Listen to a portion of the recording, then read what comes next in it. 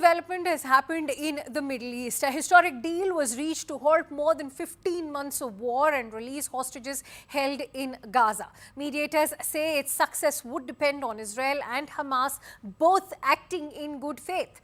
The deal would bring to a pause a devastating 15-month war in the Gaza Strip, raising the possibility of a mitigation of the deadliest and most destructive fighting between the bitter enemies coming to an end. The agreement, coming after weeks of painstaking negotiations in the Qatari capital, promises the release of dozens of hostages that have been held by Hamas in phases. The release of hundreds of Palestinian prisoners in Israel and would now allow hundreds of thousands of people displaced in Gaza to finally return to what remains of their homes. It also would flood badly needed humanitarian aid into a devastated territory.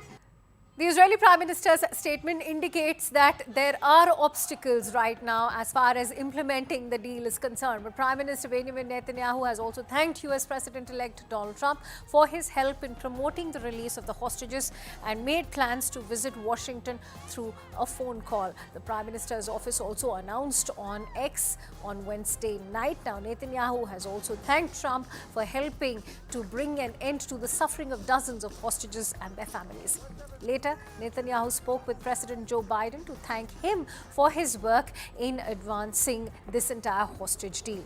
Trump, in fact, took to social media platform Truth Social on Wednesday evening and called it an epic ceasefire agreement that could have only happened as a result of a historic victory in November, is what he said.